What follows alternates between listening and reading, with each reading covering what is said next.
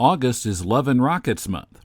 This week, Kumar and I are again joined by comics maven Tom Spurgeon to focus on the work of Gilbert Hernandez, specifically the books Heartbreak Soup, Human Diastrophism, and Beyond Palomar.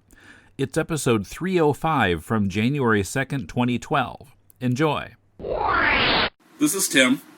This is Kumar. Hey, this is Tom. And this is Deconstructing Comics.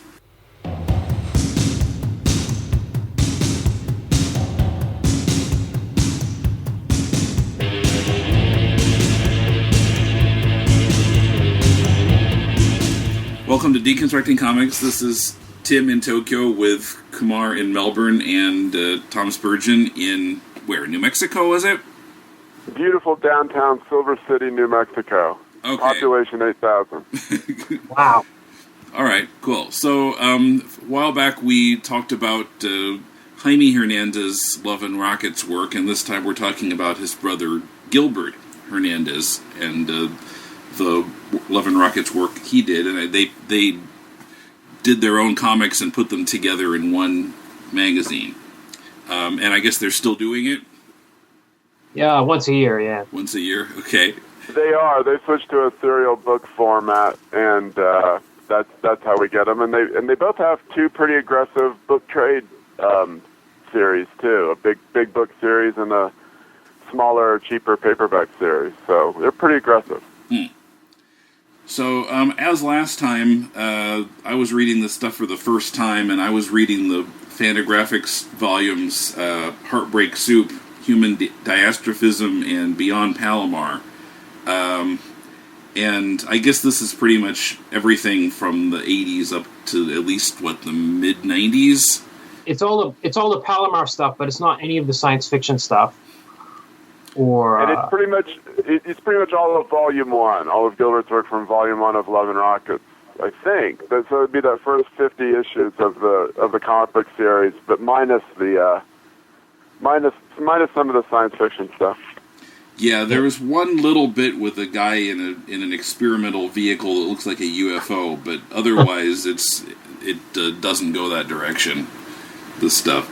Yeah. So. But I wanted to get the name. I'm probably going to be referring to them a lot as the first book, the second book, and the third book, but just to get the titles into the podcast there. So let me start by kind of, as a first-time reader, giving my impressions. So we had read the Jaime Hernandez stuff, which tends to be a little cartoony in its look and serious, but with a fair amount of comedy. And my expectation going into the Gilbert stuff was that it was going to be darker. Now, the first book I didn't really find to be that dark. Heartbreak Soup feels really universal. I mean, the setting doesn't matter in a way because it's all just kind of things about being human, love and family and so forth. And I thought the themes could be addressed in any setting in that book, but being in Palomar, which is a isolated Mexican small town, it feels kind of timeless. You can't really tell when those stories are taking place. It feels vaguely like it must be the 20th century, but beyond that, you can't really tell. There's no phone in the town, right? They don't. Yeah, they're very cut off. Yeah, and somewhat by design, some of the people in charge are kind of hesitant to add any phone or because they're afraid of letting in all these outside world influences and they won't be able to control it or something. But then when you get into the second and third books, it does start to feel darker, and for a variety of reasons. You get into human diastrophism, and diastrophism is a geological term, the deforming of the Earth's crust. So I assume that even the title is getting to kind of talking about the dark side of humanity is what I got out of it, and from that point it seems like the sex and violence get more and more pronounced in his work. Then you get into all the background stuff about Luba, and which goes into the Beyond Palomar volume is primarily the long graphic novel Poison River. Although the last part of Beyond Palomar, is that supposed to be Love and Rockets X or Love and Rockets 10? I wasn't sure. X. I'm sure it's X. X, okay. Oh, I don't know. Why am I saying I'm sure? I have no idea. No, I've always assumed that. I guess, it might have come out in that order, but in which case it would have a double meaning, but I believe it's X. If I'm wrong, I'm wrong, I guess, but yeah. That story felt a little bit more like a Jaime story to me. The tone was somewhat, lighter. And even the setting. Mm-hmm. Yes. Yeah, it's not... like Hops. Yeah. Not very much of it is in Mexico or in Palomar. It's mostly in L.A. Yeah. So, so that was kind of once over lightly in my impressions. Now, of course, you guys had read this stuff before. Yeah. I was about to say some of the stuff, like the early stuff. This is my fourth or fifth or sixth time reading it, and some of it, like Poison River, is only my second or third time reading it. But my reaction has been the same every time. Is I'm still having trouble dealing with the Poison River because it just gets more and more complex. The storytelling and the cartooning just get more and more complicated the further you. Get along, and he kind of leads you in easily at the beginning, and like you said, it's really universal, and then it's so specific and dense, and I think you need to put more into it to get more out of it. Yeah, that was. Go ahead. That was a crazy book to read in serial form, as I recall. Too, I can't imagine because it kind of danced all over the place, and I think you're right in that.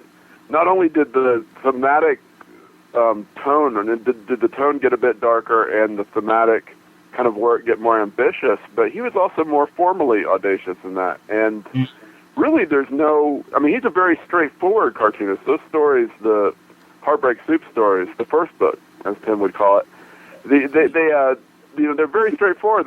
They're very, there's not much dancing around. The only story that he does two stories kind of preceding Poison River that have some a little bit of formal play in them, and one was Bullnecks and Bracelets, I think it was called, which was a story about one of the gang, is it Israel, that has kind of a polysexual appetite and kind of drifts around, and it's told in a series of really aggressive blackouts. But other than that one, he's really straightforward, even through all the other stories. And the Frida Kahlo story, which I don't know if it's in these books, I would guess not, is also pretty formally playful. But by the time Poison River comes, he just starts bringing it. There's jump backs and flashbacks, and some of the stuff is really hardcore. There's a scene in one of the early chapters, maybe the second or third chapter, where the young Luba witnesses an assault on a bunch of kids by soldiers. That was it's harrowing now to read it, and especially then was just like an absolute nightmare of the scene where she's kind of bullied into silence so that she doesn't reveal her position and also get assaulted. It's just a terrifying scene, but there's all that. Yeah, it just for some reason he just really ramped up the formal touches and the kind of really ambitious use of comics form as the stories kind of continued.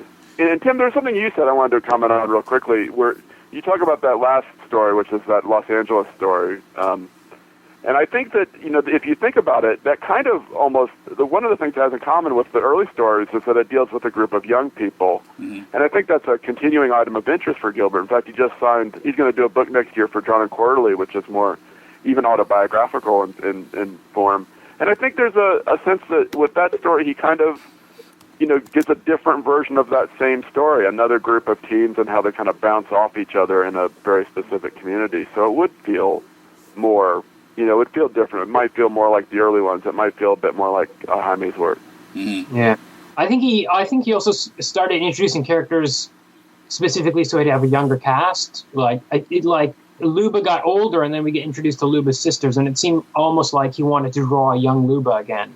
In some ways. Like Guadalupe, he works with Guadalupe after he kind of moves away from Heraclio and all those that group of kids that he has at first. But yeah, I mean it is a younger group of kids, and I remember at the time him saying in an interview that he wanted to do one more young person story before he got too old. Before he got so old it would be ridiculous, and then he would get none of the references right and none of the attitudes right. Whether or not he's successful or not, I guess, is up to the individual reader. But I know that was a concern for him to do that story at that time because he still felt young enough he could do a story about young people. Mm-hmm. And as we were saying before we started recording here, when he's introducing all these characters, often he's giving kind of phonetic spellings, pronunciations of the Spanish names.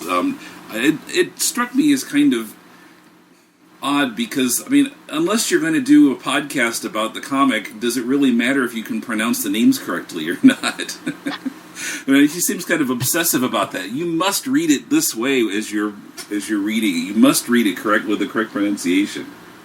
I guess you avoid people coming up to you at conventions and asking you questions that drive you nuts. I guess would be the end result there. I don't know. In fact, I didn't even realize he had done that until you guys pointed that out to me. But you're right. He was very much about kind of saying what people's names were and everything. So well, yeah, they're way down at the bottom of the page, and it's easy to overlook them. And the other thing that he'll write down there sometimes is title and artist of songs that are being referred to on the page. Mm-hmm. Especially like in that Los Angeles story, it happens, and sure. I think some other places. Tim, let me ask you something. As a first-time reader, what did you think of what was something that was very ballyhooed at the time when the work started appearing, which are those kind of magical realism elements, the eating of the slugs and the statues at the bottom. Well, I don't know if we get to the statues yet, but there are all these kind of like fantasy elements that kind of intrude on that setting. How did you process that? Did you welcome those elements? Did they kind of were they jarring to you? I didn't really think of them as odd or even particular. Those slug-like things, I was kind of like, what are those? But I wasn't really sure if those were a real thing or not. The statues, I thought that was kind of a nice story. It wasn't jarring at all, I guess. I think, but you see, halfway through Heartbreak Soup, Heraclio sees the ghost of that kid. And that's established. There's no... It's right. It's practically in the first story. I think. Oh yeah, that's at the very beginning. You're set up for anything. And I think it's. Yeah, I guess that's. Yeah, that's right. It's not something that comes up later. There's this kind of supernatural element, and then I had to kind of go back and look at it again to quite get it, but it's vaguely referred to at the end of the Human Diastrophism story, too, with Tanatsine. If I'm pronouncing her name correctly. But the way that ending is told with what happens to her and to Camo, I didn't quite grasp what was going on the first time, and then I got into the next story, and she wasn't there, and something had happened to her, and Camo was all burned up, and then I didn't quite get it until people kind of explicitly explains it in a later story. Like, oh, okay. And I went back. Oh, okay. And then I got the tree reference with Heraclio looking at the tree, and it was harking back to that early story where he sees someone who has just died there. But yeah, that happens. I think with a lot of this, it's kind of dense and like in that story, Human Diastrophism, there's so much going on. So much is happening with so many of the different characters, and it's so consequential in each character's story.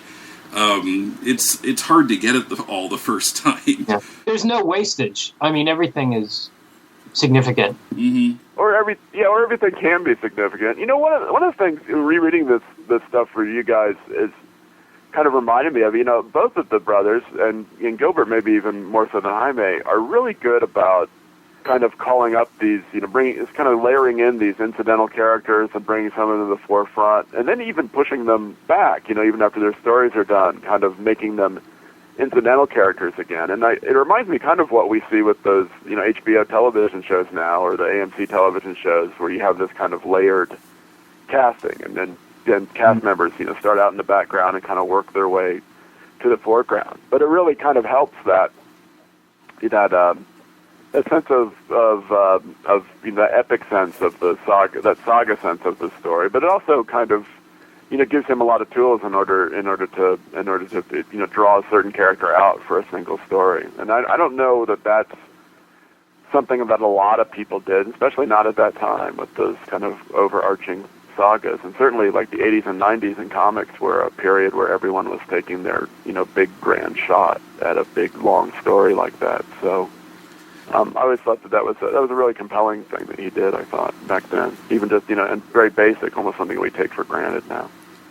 It's interesting. Yeah, you were talking just now about having a character kind of in the foreground and then having them in the background.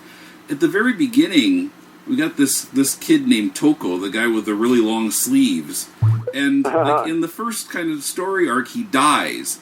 And then he still kind of appears in flashback stories going through the series. I thought that was interesting to kill him off so early. But then he's still kind of in the background.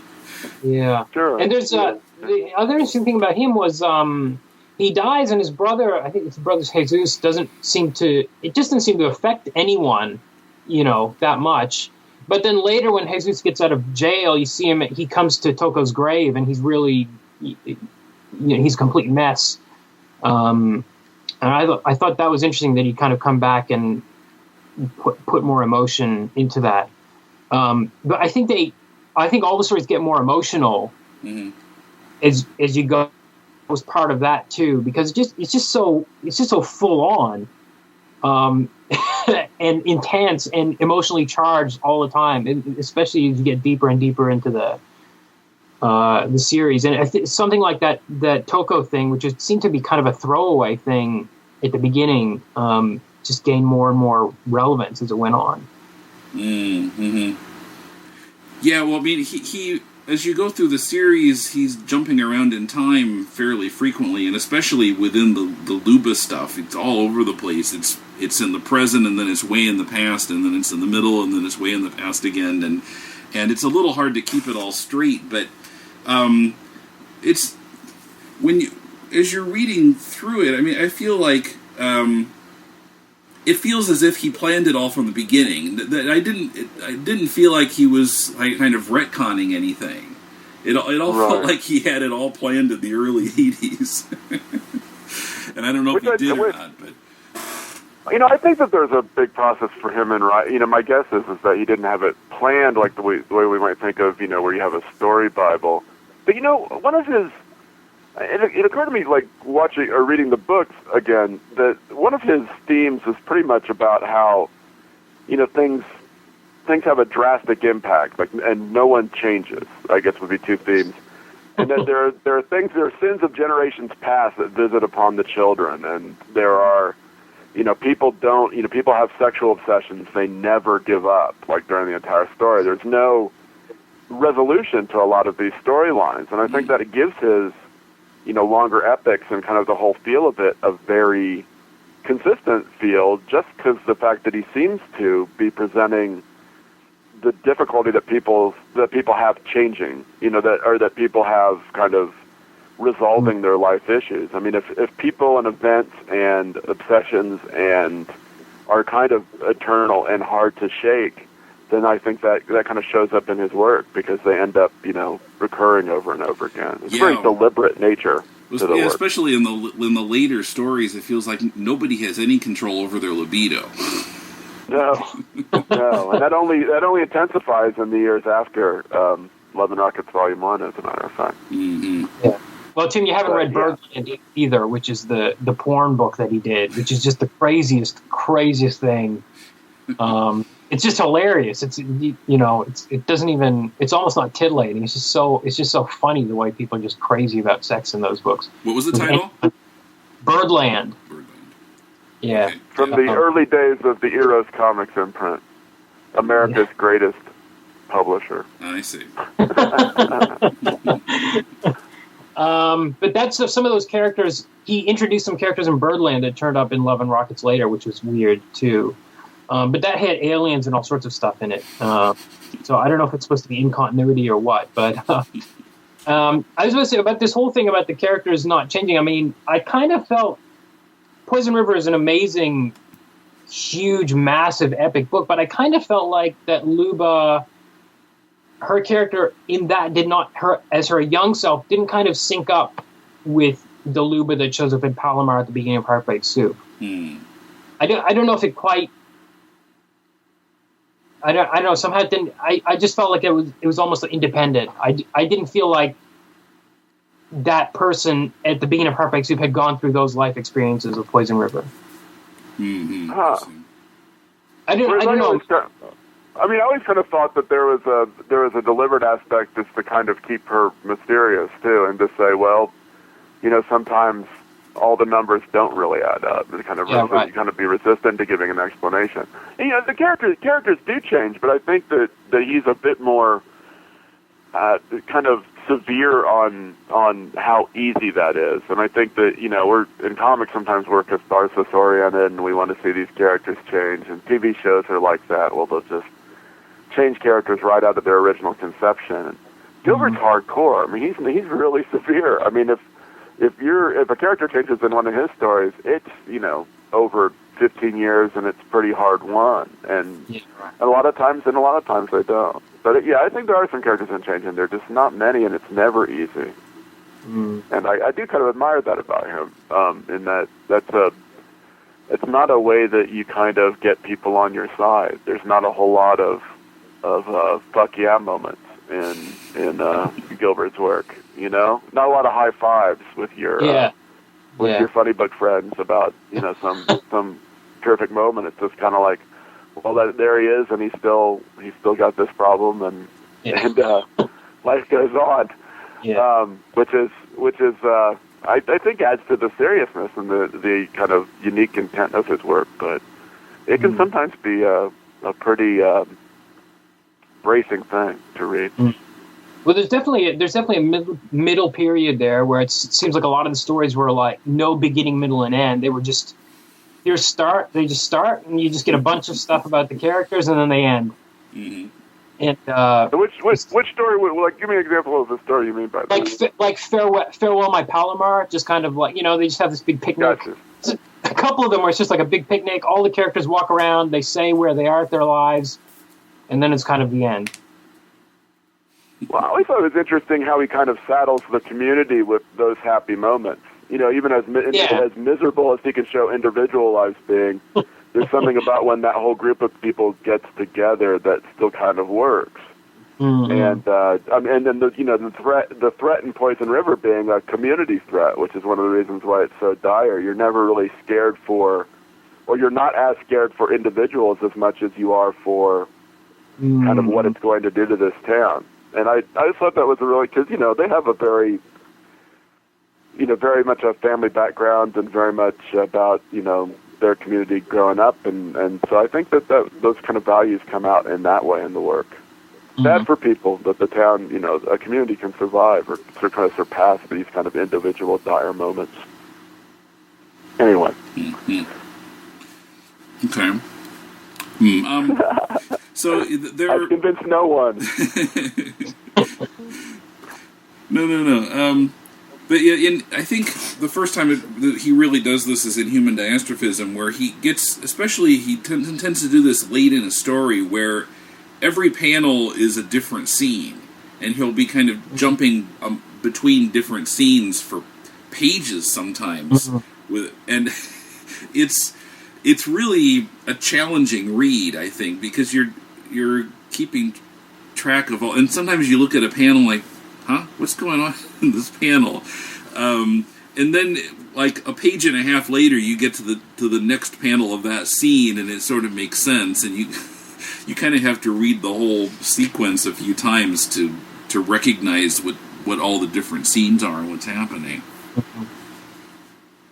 Yeah, and it's kind of interesting. You contrast that with early on. They were he was very casual about how his stories were kind of constructed, and both brothers would have would draw on each other's work and insert panels in collections, and so the fact that they were so deliberate later on and so specific later on about how they were going to jump cut or how Gilbert was going to jump cut is pretty amazing. And I do think it kind of gets back into a general thing we've been talking about, which is that there seemed to be a ramping up of seriousness and tone and formal play, around the time at the end of Human Diastrophism and as he got into Poison River. Mm-hmm.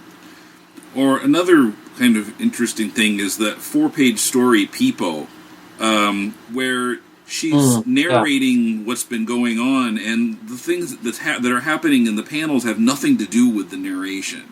It's a completely different story from the one that she's telling. Yeah, and there are lots of panels per page, right, in that one. There's 16 per page. Right, or something 16 per really page. High. Mm-hmm. Yeah.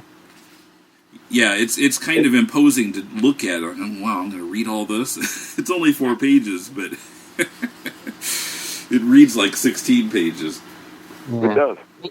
Yeah, and he didn't do any others quite like that, I don't think. No.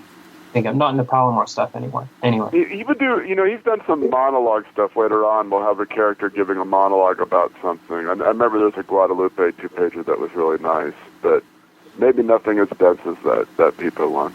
Mm-hmm. And, For the Love of Carmen is very dense, which was a kind of transitional period comic that he did. And one was kind of, that was a big one for me when I read it, just because of how it kind of made me get his work, and I hadn't been getting it up until then. But yeah, he is quite capable of a variety of effects. But one of them being kind of these really tightly wound narratives.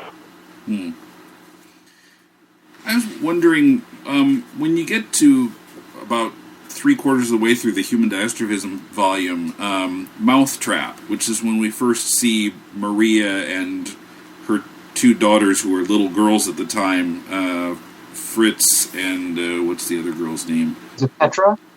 Yeah, Petra.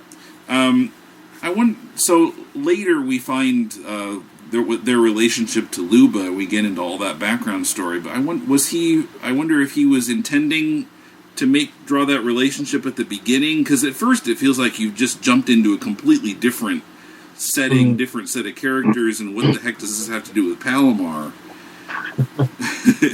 I wonder if that. I think he introduced those characters in Birdland. I'm not sure. I thought they first appeared in Birdland, and that he brought them over. I think they did. Both did. Sure. The other 2, the stripper characters from Birdland, they appeared in a very early issue of Love and Rockets. But the psychiatrist and her sister are both initially in the sex story. I think you're right, for sure. Yeah. And Luba was in some of the earlier science fiction stuff too, as a different kind of Luba. This kind of tribal Luba, the early. A more topless Luba. I think he creates characters and then he uses them where he can. I don't think he creates characters for the story. I think he looks around in his box of characters and sees which ones he can use. The fact that Gilbert's really quick too, especially for an alternative cartoonist, and that he can produce a fairly high number of stories and is fairly prolific, I also think really helps in terms of those things, because he can take digressions and bring stuff up to speed and kind of. I think he's a little bit more playful that way, and not having, there's no economy of pages that he has to worry about. He can just tell a story kind of full speed ahead and not worry about the implications of it later. Mm-hmm. In that story, when Maria leaves her kids home for days at a time unattended, and Petra is unconscious for several days, and there was never any further reference to that. I didn't quite get what that was. What happened to her? I don't know either, man. It's a good story, though. I don't know. Maybe I don't know if there's he's still telling stories with the characters. So for all we know, that's he's going to do 200 pages on her malady in the next 5 years. It's certainly possible, but maybe it's just one of those little kid things that where kids just have something that they don't evince or they don't evoke later on. I don't know. Was it really days? But yeah, well, you can see the moon, and then it's daylight again, and then it's the moon, and Right. Maria's not a good mother, I think, is the takeaway there. Yeah, that was a strongly made point there. And it kind of connects those kids to Luba's kids a little bit too, I think, in that she was also a challenging mother, and the kids, in those earlier stories, like Duck Feet, was it Duck Feet, that they kind of negotiate their own way through the world, kind of based on the information that they have, which is very different than an adult sensibility. And I always thought that he, always did his kid characters are pretty great, all the way up through, the young girl in Measles, but Petra's daughter. But I always thought that he always did a really nice job with those kid characters, because they're very, very believable and very much about kind of putting together a complete worldview based on what limited information and knowledge they have. And certainly that was kind of indicated, I thought, with even that short story. I mean, those kids seem pretty real, to me anyway. They seem like real little kids and not idealized. Comics has a bunch of little kids, but not too many that are kind of as fully expressed or fully rendered as he makes it. Certainly not comic books anyway. Yeah. What was the deal though with Fritzy having a lisp? That just kind of drove me nuts, because it makes her dialogue hard to read, and it just felt like unnecessary torture of the reader. Well, I wouldn't put that past him. Maybe it is torture, but I don't know. I think he likes that affectation. I once saw a color guide that he did where he was very insistent. The fact that he was very insistent on her was how white her skin was, and that it had to be absolutely pearly white. So, I mean, he has a very specific demands about a character, whether or not that's a feel thing, whether he just feels like she should have a lisp, or there's a thematic reason that she has a lisp, I don't know, but he is not, those kind of things aren't arbitrary. He's very specific about what he wants and doesn't want with those characters. Yeah, I was rereading, I didn't quite get through it, but Human Diastrophism, and I was noticing the framing of his shots, and there was one panel, I can't quite find it now, but where someone's standing in the background, and in the foreground you've got Luba's hand holding the hammer, and it's like right over the guy. It's really interesting framing and setup of shots, and trying to getting symbolic points across sometimes. Any thoughts on that? I think some of the images are super powerful throughout. Like the one with Kazimira with holding her arm on fire, riding on Camo's back, and there was one with I think it was Luba's first baby or second baby, with lying in bed with Ophelia's mother while she was dying. I think occasionally it seems like he built up stories around getting to certain really incredibly powerful images. And sometimes I don't know if he was going for symbolic. Sometimes they work. The composition was about certain symbolic effects, but a lot of times it's just an emotional punch out of a single image, which is pretty incredible. I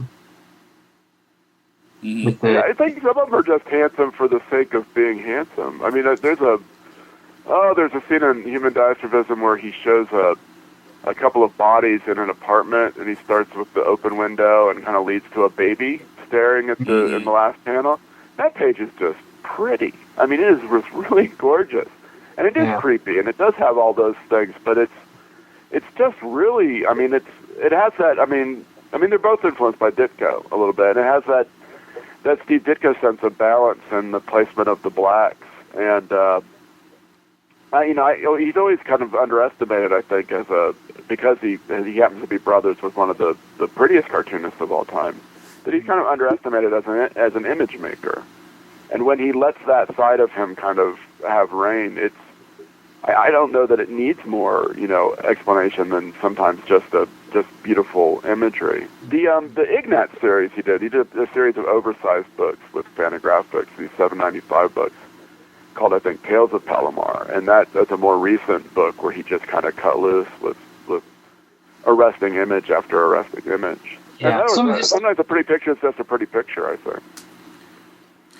Tom, that page you just mentioned, the murder scene, and then the baby who's still alive and kind of wide-eyed, it looks to me like on that page alone, the art is being reproduced at a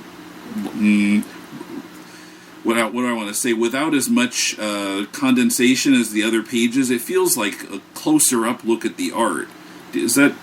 And if that's what he's doing, it's an interesting technique, and I think it really works, particularly for that kind of scene. Right.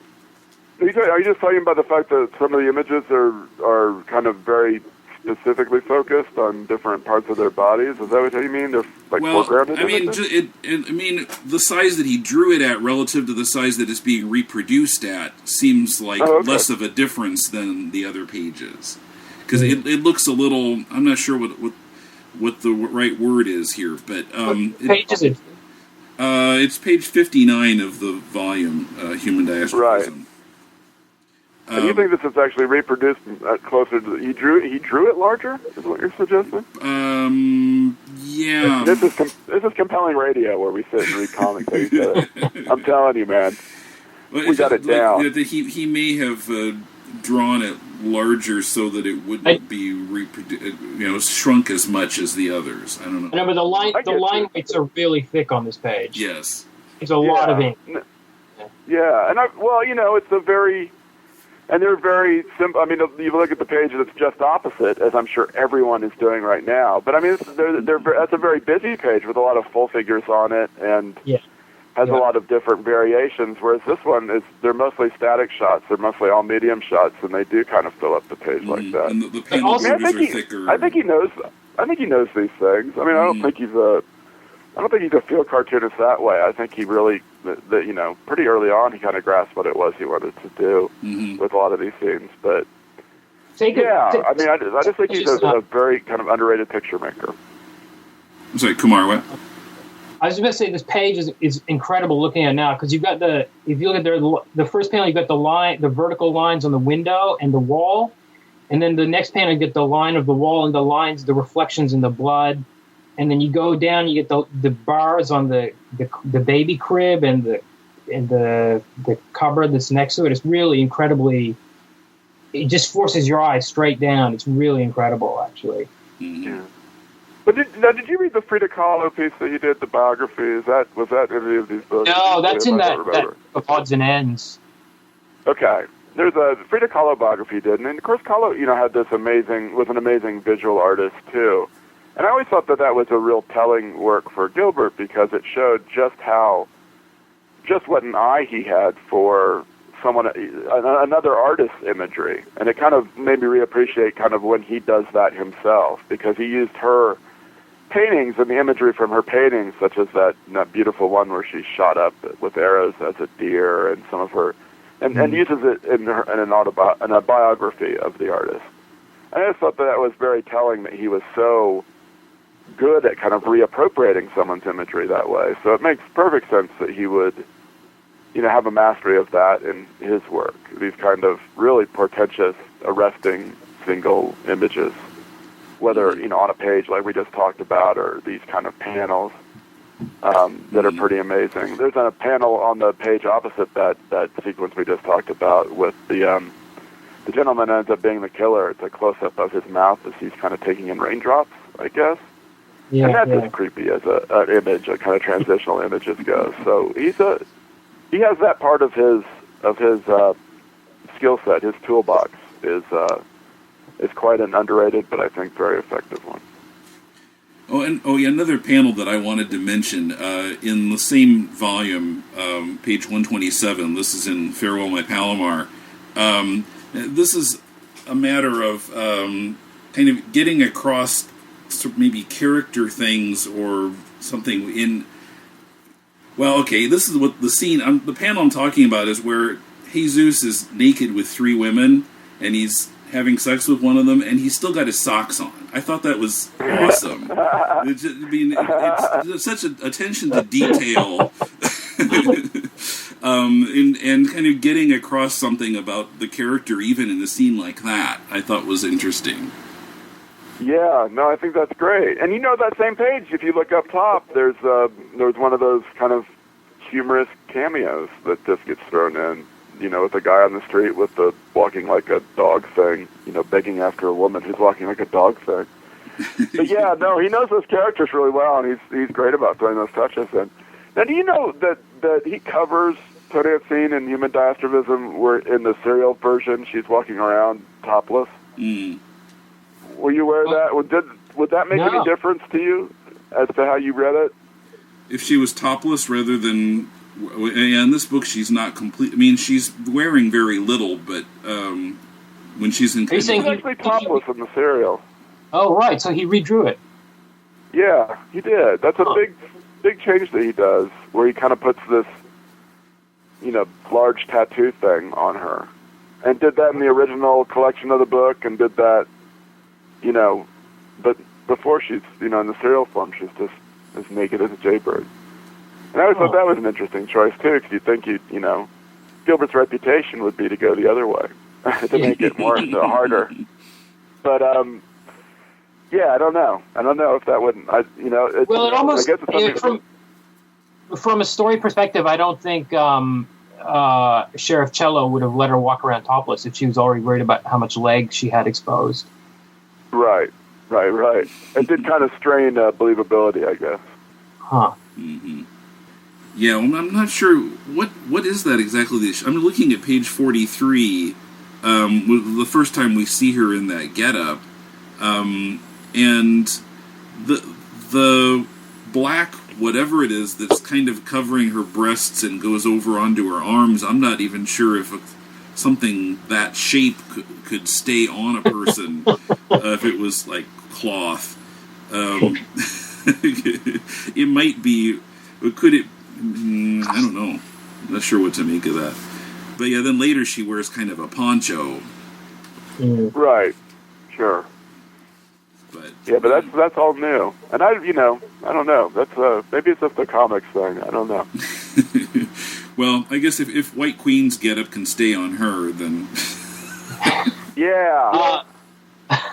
Well, actually, let's use this to talk about Luba's breasts for a bit, because I can't believe we're 45 minutes into this and have not talked about Luba's breasts. Because I heard that Gilbert was influenced by Corbin, but the idea that he somehow synthesized the influences of Archie comics and Richard Corbin just melts my brain. So I kind of have trouble believing it. But I don't know what we're supposed to make of them, because they're kind of distracting. Yeah, and every woman related to her seems to have similarly big. I mean, hers are particularly big, but like Fritti and Petra and their mom Maria, everybody in that family seems to have huge breasts. You know what I always think of when I think of that original bunch of women, especially Gilbert's women, is I do think it reflects this. The way that movies and there, European movies and Fellini and whoever was shooting Sophia Loren back then, and even Jane Russell, these kind of super striking, super powerfully sexy women.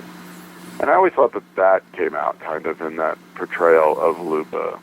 But, and I always wondered, if that isn't there isn't a little bit of Gilbert's influence by punk rock as well, if that wasn't just kind of a way to twist convention, that you would have this woman, that she would have, large breasts, that they would make, they would give her bad back, and people would be, he would be more open about the way that people would be completely staring at her all of the time. In fact, when some of the characters talk about what makes her attractive, it's kind of like her steely demeanor and her slow walk more than it is this gigantic physical appearance.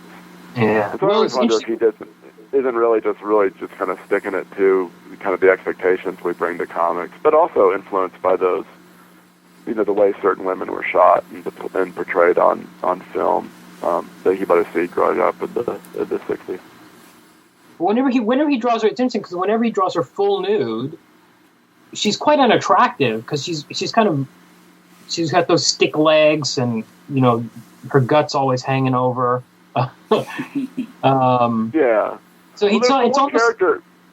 There's the one character like says, who says kind of what's on people's mind, and it ends up kind of upsetting her. He talks to the kind of piggish sheriff from another town, where he says, you and your giant breasts are kind of running this place up here. And it's like the most obnoxious thing. It ends up being like one of the most obnoxious things that anyone says to anyone in any of Gilbert's books. But I do know. I mean, I think that there's I do know that there are some female readers, especially at the time, that didn't, that kind of rejected reading Gilbert's work altogether just because they objected to the portrayal, this kind of surface portrayal of the women. There's a prominent online reviewer, even now, that has, expressed difficulty kind of accessing the material. But I'm also pretty convinced that Gilbert just doesn't care. And certainly, in his, if it comes to oversized body parts, and certainly the males have gotten their work out in the 20 years or the 15 years since the material that we're talking about now.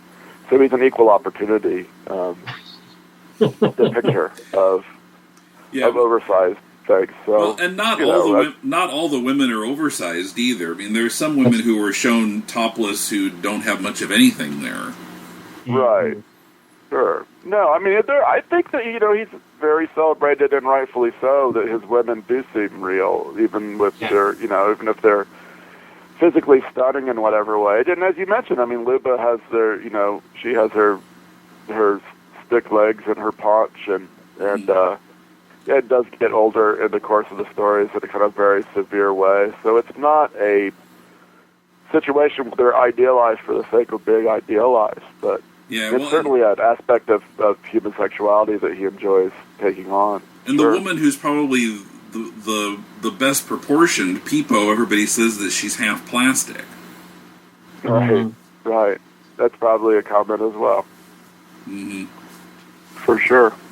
And of course, he deals with body images of people later on with, that she's in the bondage scene and is kind of making sure her waist is a specific narrow site. So there's a whole, I don't know, it might take a better critic than me or someone with more specific knowledge of the way body images are portrayed to kind of sort this out with Gilbert. But and then then you get to Love and Rockets X, and you've got Chris who's binging and purging. Right. So it's another aspect of the body image thing. Sure, for sure. And people certainly, attraction works all around in Gilbert's work. There's not, it's not that not just are women portrayed in various ways, but women, all of these women have their suitors. All these women, most of the women have suitors, and most of the women have, sexual partners. Even Boots gets lucky later on in the story, but who looks like a potato. So there's not ever, I just think it's part of, he wants to do the full range of human experience, and part of that interests him are these kind of stunning women for whatever reason. Mm-hmm. Yeah, well, and a lot of the characters, an interestingly large proportion of the characters seem to be gays and lesbians. There's some who are kind of swinging both ways too, but he seems to go into and then in Poison River we have some transvestites also. It's kind of trying to cover all the bases. It feels like. Well, my father was a big fan of Gilbert's work, and I remember being called down. My father's passed away now. And I remember being called down to the living room when he was reading Poison River. in serial form, and he just was completely baffled by this shot of some of the female dancers in the bar. And he just asked me, "What's going on here?" And I Dad, that's a really long explanation. I'm not sure how you're coming at it, but just keep reading. And if you have questions later on, I'll try.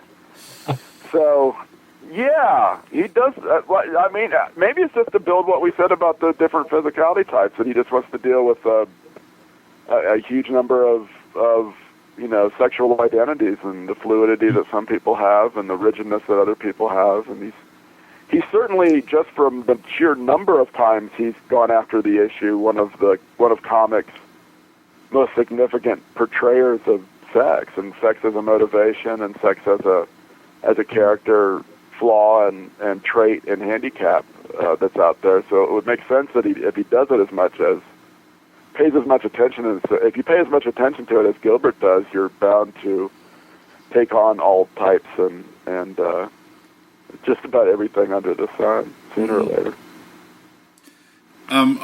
We referred to a little bit before, but the jumping around in time, I wanted to say one other thing about that. And in terms of how effectively he uses it in that story in particular, because we get all this story about what was going on she gets married to Peter, and it's in the 60s and 70s, and then he jumps way back to, the 50s, I think, or maybe it's even the 40s, and with Maria still, and then moves forward from there, and then we find out why Peter was interested in Luba.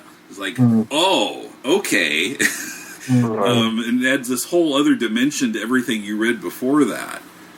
Yeah, and that was super astonishing in serial form, too, because you hadn't been expecting it. But I imagine even in collection, yeah, he does that quite a bit, where maybe not quite a bit, but he does that to a certain extent, where he will introduce something very late in a story, and you kind of get an explanation as to everything that we've seen going on so far. It's just kind of a technique that he prefers, I think, to kind of tell the story part way and then go back and add a completely different perspective on it that makes you go, oh, okay, well, that's why. Yeah, I think it's. And I think it was much. If it had been strictly chronological, it'd be much less interesting. I think it gets packed on with everything gets packed with relevance after the fact, and it's better that he kind of confuses you first and then unravels things, later on. I think it's powerful. But even I've read it for 3 times now, and I'm still trying to work it out. Well, it's a good thing. It's a thing that you can do in comics too. Comics is kind of uniquely suited, because if you get to those pages and you're like, whoa, okay, that's why Peter was acting that way.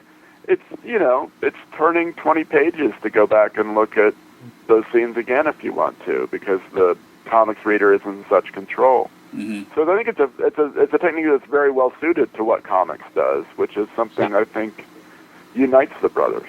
So, and probably especially suitable to paper comics rather than digital comics. It becomes a little harder to go back. Yeah, I doubt he was conceived. They weren't even conceived of at the time. Yeah. I don't think. Wouldn't have thought of it. I look forward to. They've certainly gone after every form of comics there is. So I imagine we're going to get a big ebook announcement one of these years as they make their way over into the digital frontier. But yeah, no, certainly for paper comics, it's something that paper comics does very well, and I think it suits his overall world outlook and the way that people kind of reveal these things, and people are kind of infinitely mysterious at the same time that some of the aspects of their personality are kind of obvious. So why wouldn't something bubble to the surface? It certainly kind of replicates how we deal with each other and how we deal with friends. You find something about a friend of yours that kind of changes everything that you know about them. So it makes sense that would be a powerful literary technique too. I would like to ask, Tom, do you think there's been kind of a backlash against Gilbert in the last few years, or is it just my perspective on what I'm reading on the internet? Well, a little bit, because the work has gotten Gilbert was always the one of the two. When you read Love and Rockets in serial form, where you immediately got into, when Jaime started something new, you were like, oh, Jaime, he's great. And then Gilbert was doing something, you go, what is he doing? This is nuts. He's ruining everything. You know, like whenever he would make a major break. And then you would kind of slowly catch up to what he was doing and kind of figure out, you know, oh, okay, he's trying to tell this story. He's not. And you would kind of put yourself, you know, back into sync with what he was doing. So I think that there's always been kind of a recurring series of backlashes with Gilbert. Mm-hmm. And it goes kind of back to even the first issue. People are like, Jaime's stuff is gorgeous. I want to know more about these punk girls. And they were like, this monster stuff that Gilbert's doing, this stuff is awful. So I think that that's a big part of it. And I also think that he kind of encourages that, too. And I don't know if that he was, you know, I just don't think he cares at this point that he's just willing to piss people off. But, yeah, I think the severity of some of his stories and the kind of even more squirmy close-up focus on sexual foibles and violence and, you know, the awfulness of the characters that you grew to like, you know, I think that's always been a case with him. But I think you're right. Even more recently, there's been kind of that backlash, and some people, you know, just check out in comics when a guy goes a different direction, and in art in general. And I think that that's been the case with Gilbert. Like, he's doing like fictional. One of the things he's doing right now is a series of books that are adaptations of movies that some of his characters appeared in. And I know people are just like, yeah, I'm done. I'm not gonna follow him out through these books because that's just odd, and I don't like these books as much as I like those characters. But certainly you're right, and I just think that that's always been there. You know, Guadalupe was a very popular character when she appeared when she was a little girl, and I know that but I know the fans of my acquaintance, you know, didn't like the way she turned out as an adult. Right. And kind of were disappointed about her as an adult character and thought, but you know, some kids are like that too. So, yeah, I mean, Gilbert's a difficult one. There's not a whole lot that's super friendly about his work, and there's a lot about where he goes that's pretty dark, and there's a real restless quality where he doesn't seem to give a crap about being, you know, literary. You know, right in the middle of the literary work, he'll introduce a character as ridiculous as, you know, Gorgo, I guess is his name, is the gangster, the super violent gangster character. Who's like basically a Frank Miller character, kind of wanders into the Palomar at one point, and you're like, what? And there are butterflies flying out of people's butts, and there's some whack stuff that goes on, and you're just kind of left to not, you know, to either jump on board or jump off. So he's kind of a really brave artist that way, and I admire him more for it. I think he's a great one. I think he's an all-timer, but yeah, He's never been about making friends. He's never been about doing the easy thing, or we'd be still getting Heartbreak Soup over and over again. Because that story's adorable. Come on, who doesn't like Heartbreak Soup? That story gives you a hug. It's like eating Heartbreak Soup. Now I sound like Dorkin all of a sudden. I'm not sure why. I just started yelling things like Evan does. But yeah, that's what I think. And yeah, there's always a backlash. The continual Gilbert backlash. God bless him for it. Yeah, well, I wondered too. I mean, I don't want to spoil this for anyone else who hasn't read it before. But when that American photographer comes back, and then it turns out, I mean, the reason why he's there is something you completely would not have expected. That really blew my mind, and I can imagine some people saying, "What? He wouldn't do that. What's he doing there for that reason?" I was a little bit like, well, okay, I guess he could be there for that reason, but it's a little hard to swallow. Yeah, well, but you know, eventually these things usually make sense with his work. I mean, I think that's the reaction a lot of people have about a lot of the things. You know, I think people were freaked out when he decided to do the story about, you know, it was Steve that he did, you know, this like nerd, like this goofball surfer character that was in the background of the story. It's like, yeah, you're really going to hang a story on that guy? But, you know, eventually people came around and kind of liked that guy. So I think there's a whole element to his work, how he depicts artists in his stories that's really fascinating, too, between the photographer and, you know, how he kind of bounces back and forth between banalities and kind of this profound not knowing he's giving a kind of not obituary. What is it when you give a tribute to someone who died? It's like an ex-lover of his. He talks about eulogy. He gives like this moving eulogy to how people. So he kind of bounces back and forth. And there's the kid in the village who's drawing all through human diastrophism. Yeah, and Martine. And they're the musicians in the later work. So he has a very kind of, like most of his stuff, kind of a hyper-aggressive, really super critical but layered attitude towards artists in general. Yeah, well, Martine, I felt like it was probably Gilbert's own attitude about art coming straight through the character was what I was guessing there.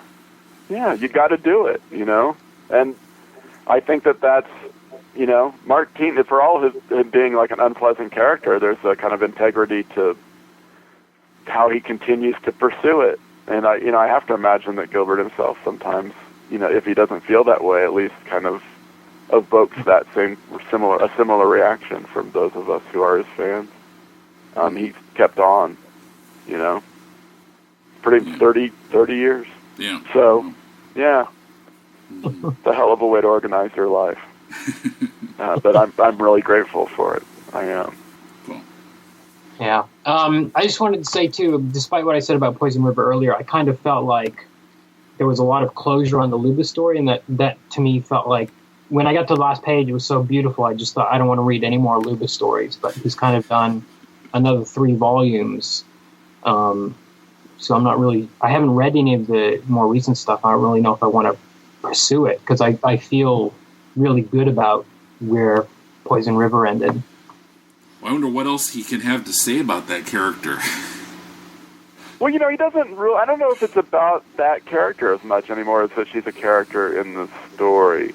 It's right. Like I said, what we talked about earlier. It's really interesting the kind of push-pull that he has, and he puts characters in the foreground, and then he'll push them back into the background, and all of those characters.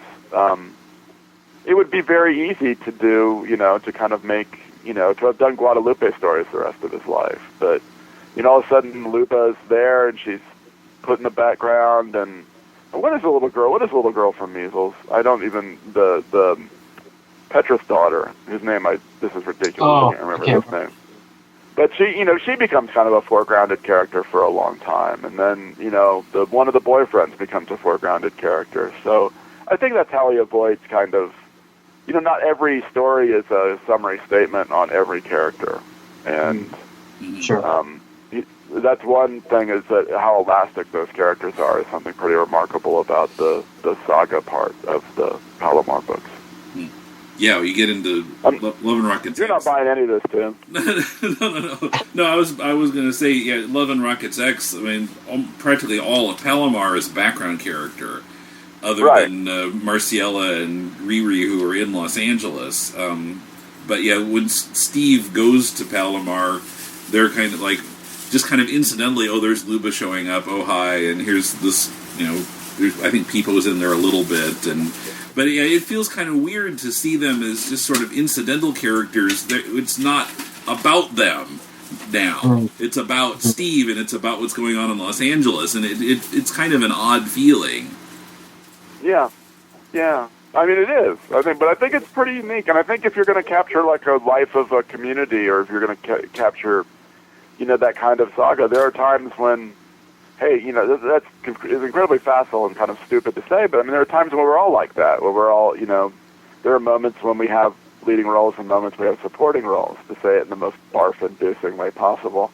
So I'm sorry about that, but I think that kind of reflects, I don't know, it's an interesting way to look at a community anyway, and to see sometimes Luba's in the background, sometimes she's in the foreground, and sometimes she's barely there at all. But that's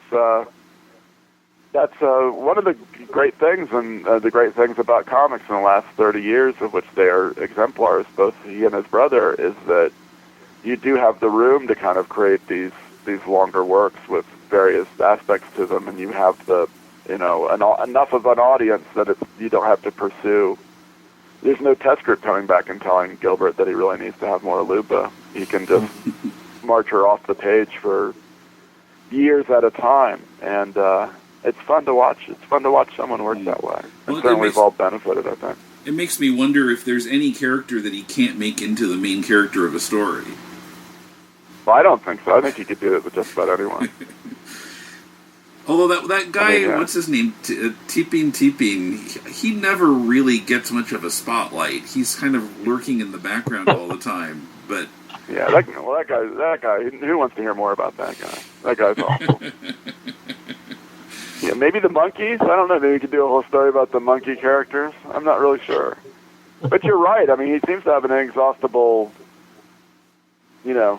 casting mechanism. He just brings another guy to the forefront. Mm-hmm. It's we don't really get that kind of art anymore. No one would stand for it. There'd be complaints. He'd hear from the agents if he did this to actors on a TV show. Yeah. Yeah, well, that would... If you'd had actors involved, that would be a whole other dimension to the problem. But, when it's comic characters, I mean, they're not going to complain if they're shoved in the background. That's right. Only the fans will, over and over again. But I think, Gilbert's an intimidating guy. I don't know how dear his characters are to people, and I wonder if he gets those same complaints. I mean, he's very formidable, and I don't think, like, when Maggie got fat, there was a lot of complaints from fans. I can't imagine Gilbert getting, Luba got old letters or something like that. That seems beyond the realm of possibility. He's kind of a fearsome artist he's an intimidating artist in a lot of ways. Yeah, but you mentioned Guadalupe. Maybe I could imagine him getting letters about her.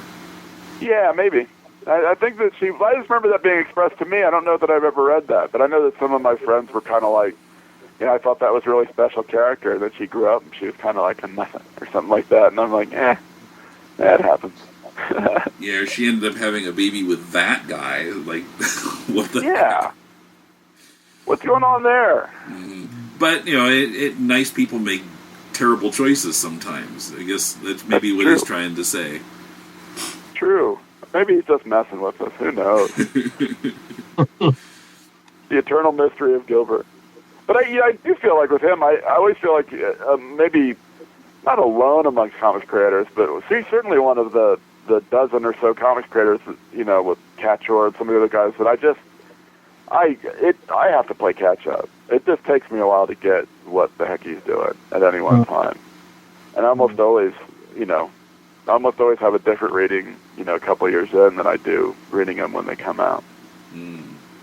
He's a difficult guy, and he's certainly the beat of his own drummer.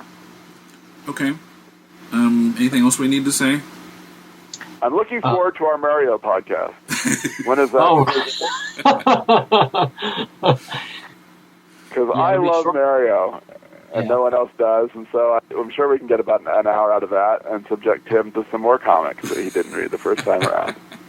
Well, that may be an interesting idea. I think my impression is that he doesn't get nearly the attention that Gilbert and Jaime do. No, and he certainly hasn't done the work. And I genuinely like Mario's work, and I know a lot of people do. And he just didn't have the sustained career. But I know that I didn't mean any disrespect against Mario saying that, because he's a really good guy, and his work is quite interesting. And of the two brothers, Gilbert has worked with him a few times recently for a series at Dark Horse. Yeah, right. And is very simpatico to what he does. So I love Mario too. I think people should buy Mario, but maybe just not enough comics to sustain an hour-long podcast is all I'm suggesting. Also, I always get the sense that Tim is going through this all in very kind of a grumpy, kind of cross-armed fashion. So the thought of a third podcast kind of delights me, with the thought that Tim will be forced once more to read comics that are 30 years old and to provide us with his recollection of, or his ideas of what the heck was going on. We want to make you time travel, Tim. It's very entertaining. We'll have to see how much Mario there is to look at. Maybe if not that, maybe we can find something else to talk about. Yeah, anytime.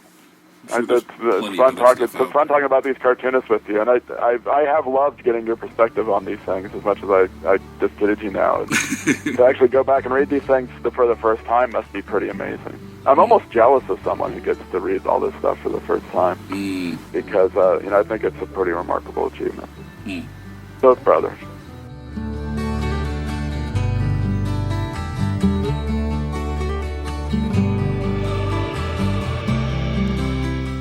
Love and Rockets is published by Fantagraphics. You can help the Deconstructing Comics family of podcasts by joining us on Patreon at patreon.com/deconcomics. And go to deconstructingcomics.com to connect to us on Twitter, Facebook, or YouTube, to shop on Amazon to support the show, and to find links to subscribe to the podcast. You can comment on any episode there or drop us a line at mail@deconstructingcomics.com. That's also the address for submitting your own comics work for possible inclusion on our spin-off podcast, Critiquing Comics. Next week, Kumar and Matt discuss more recent Love and Rockets work, relatively current in 2015 when the episode first ran, focusing on Jaime's book, The Love Bunglers. Till then, this is Tim, and thanks for listening to Deconstructing Comics.